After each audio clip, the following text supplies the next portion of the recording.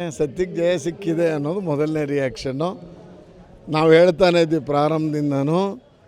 ನಮಗೆ ಸಪೋರ್ಟ್ ಮಾಡಿದಂಥ ಮಾಧ್ಯಮಕ್ಕೆ ನಾನು ಈ ಸಂದರ್ಭದಲ್ಲಿ ಎಷ್ಟು ಕೃತಜ್ಞತೆ ಹೇಳಿದ್ರು ಸಾಲದು.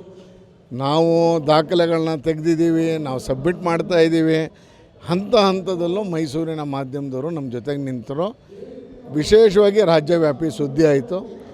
ಎಲ್ಲದಕ್ಕಿಂತ ನಾನು ಮುಖ್ಯವಾಗಿ ಹೇಳೋದು, ನಗರಾಭಿವೃದ್ಧಿ ಇಲಾಖೆ ಸಚಿವರ ಒಂದು ಉಡಾಫೆತನ ಇವತ್ತು ಮುಖ್ಯಮಂತ್ರಿನ ಈ ಹಂತಕ್ಕೆ ತಗೊಂಡು ಬಂದು ನಿಲ್ಲಿಸಿದೆ ಅಂತ ಹೇಳಿದ್ರೆ ತಪ್ಪಾಗಲಾರದು.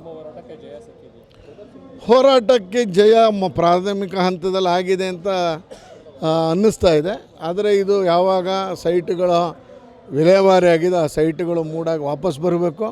ಬಂದ ನಂತರ ಕಾನೂನುಬದ್ಧವಾಗಿ ಯಾರೆಲ್ಲ 20-36 ತಗೊಳ್ಳಿ, 20-30 ಸೈಟನ್ನಾದರೂ ಬಡವರಿಗೆ ಹಂಚಿದಾಗ ಮಾತ್ರ ಒಂದು ರೀತಿ ಸಮಾಧಾನ ಆಗುತ್ತೆ. ಈಗ ಪ್ರಾಥಮಿಕ ಹಂತದ ಜಯ ಸಿಕ್ಕಿದೆ ಅಂತ ನಾನಾದರೂ ಅಂದ್ಕೊಂಡಿದ್ದೀನಿ.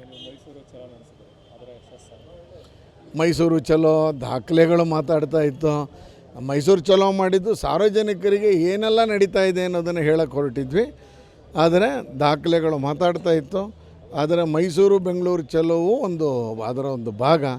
ಅದರ ಒಟ್ಟಾರೆ ದಾಖಲೆಗಳು ಮಾತಾಡಿದ ಕಾರಣಕ್ಕೆ ಮುಖ್ಯಮಂತ್ರಿಗಳು ಸಿಗಾಕೊಂಡರು. ನೋಡಿ, ಸಮಾವೇಶ ಸುಳ್ಳಿನ ಸಮಾವೇಶ ಮಾಡಿಕೊಂಡ್ರು. ಅವತ್ತು ಅವ್ರು ಬೋರ್ಡ್ ಹಾಕೊಂಡ್ಬಿಟ್ಟಿದ್ರು ಸತ್ಯಮೇವ ಜಯತೆ ಅಂತ. ನಾವು ಹಾಕೋಬೇಕಾಗಿತ್ತು. ನಾವು ಅವತ್ತೇ ಹೇಳ್ತಾ ಇದ್ವಿ, ಸತ್ಯ ನಮ್ಮ ಕಡೆ ಇದೆ, ನೀವ್ಯಾಕೆ ಬೋರ್ಡ್ ಹಾಕ್ಕೊಂಡಿದ್ದೀರಾ ಅಂತ. ಗೊತ್ತಾಗುತ್ತೆ, ಈಗ ಜನಕ್ಕೆ ಗೊತ್ತಾಗಿದೆ, ಸಾರ್ವಜನಿಕರಿಗೆ ಗೊತ್ತಾಗಿದೆ, ಕಾಂಗ್ರೆಸ್ಸಿನ ಕಾರ್ಯಕರ್ತರಿಗೆ ಗೊತ್ತಾಗಿದೆ ಇದರಲ್ಲಿ ಏನೋ ತಪ್ಪಾಗಿದೆ ಅಂತ. ರಾಜ್ಯಪಾಲರು ನೀಡಿರುವಂಥ ಅನುಮತಿ ಅದು ಕ್ರಮಬದ್ಧವಾಗಿದೆ ಅಂತ ಹೈಕೋರ್ಟು ಹೇಳಿರೋದು ಈ ಸಂದರ್ಭಕ್ಕೆ ನನಗಂತೂ ಸಮಾಧಾನವನ್ನು ತಂದಿದೆ. ಖಂಡಿತ ನಗರಾಭಿವೃದ್ಧಿ ಸಚಿವರು, ಅವರ ಕಾನೂನು ಸಲಹೆಗಾರರು ಇದಕ್ಕೆಲ್ಲ ಹೊಣೆ ಹೊತ್ಕೋಬೇಕು. ನಗರಾಭಿವೃದ್ಧಿ ಸಚಿವರಿಂದನೇ ಇದೆಲ್ಲ ಆಗಿದ್ದು ಅಂತ ಅನಾಹುತ. ಮೊದಲನೇ ದಿವಸನೇ ಕಮಿಷನರ್ನ ಸಸ್ಪೆಂಡ್ ಮಾಡಿದರೆ ಈ ಪ್ರಕರಣ ಈ ರೂಪಕ್ಕೆ ಬರುತ್ತಿರಲಿಲ್ಲ. ಎಲ್ಲ ತಾಯಿ ಚಾಮುಂಡೇಶ್ವರಿನೇ ಮೈಸೂರಿನ ಜನತೆಗೆ ನ್ಯಾಯ ಸಿಗಲಿ ಎನ್ನುವ ಕಾರಣಕ್ಕೆ ಈ ರೀತಿ ತೀರ್ಪನ್ನು ಹೇಳಿಸಿದ್ದಾರೆ ಅಂತ ನಾನು ಅವ್ರು ಹೇಳಕ್ಕೆ ಬಯಸ್ತೇನೆ.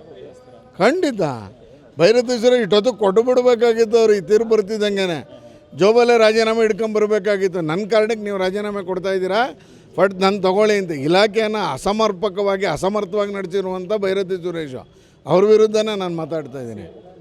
ಸಹಜವಾಗಿ CM ಮನೆ ಮುಂದೆ ಹೋಗಿರೋ ಕಾರಣಕ್ಕೆ ಅವ್ರ ಮನೆಯವರು ಏನು ಪಡ್ಕೊಂಡಿರೋ ಕಾರಣಕ್ಕೆ ರಾಜೀನಾಮೆ ಕೊಡ್ತಾರೆ. ಹೈಕಮಾಂಡ್ ಪಡೆದೇ ಬಡಿಯುತ್ತೆ. ನೋಡ್ಬೇಕು, ರಾಜ್ಯಾಧ್ಯಕ್ಷರು ಮತ್ತು ವಿರೋಧ ಪಕ್ಷದ ನಾಯಕರ ಹತ್ರ ಮಾತಾಡ್ಬಿಟ್ಟು ಹೇಳ್ತೀನಿ.